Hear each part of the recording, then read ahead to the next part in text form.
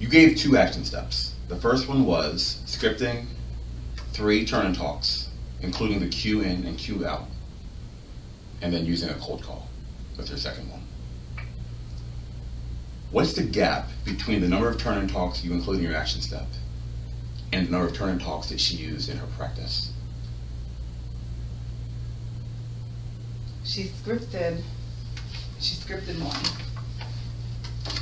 I'm so mad I missed it And how many did she practice?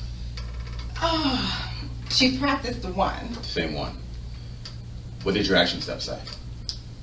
Script 3. I'm so mad at myself. Yeah, she was supposed to script 3. Now, when I went into her class the next day, she did do 3. I get it. She didn't get to practice all 3. So even though you're adding complexity, she wasn't doing 3 different turn and talks. So the excellence that you want from her for each of the 3 isn't going to be maintained, only the one that she scripted and practiced. So what is your action step for your coaching session? The same one that was almost last time, which was?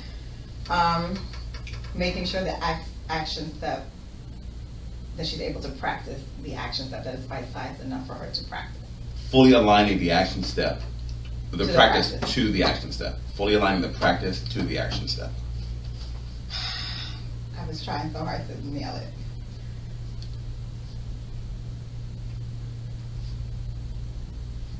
And to be clear, adding complexity to a diverse set of practice rounds. So it's phenomenal that you did 7 different rounds and you added complexity each one, but there were 7 different turn and talk, of the same turn and talk. Ideally, each one should be separate. Okay. And that's what we're going to work on today, is you re-scripting her, your session for her, focusing on each of the 3 different turn and talks that you wanted her to do. I also want to add a second action step that I think will take your practice to a highest level.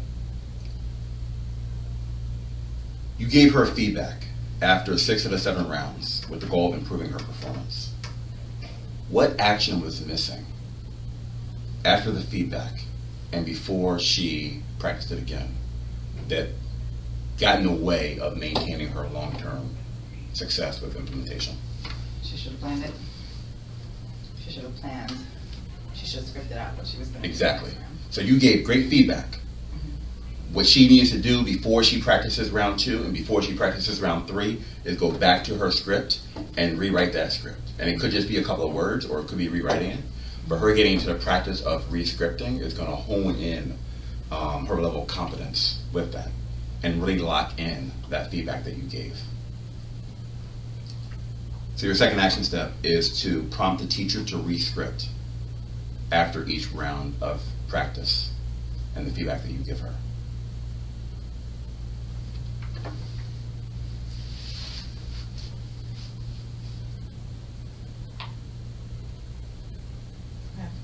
So say back to me, what are your 2 action steps?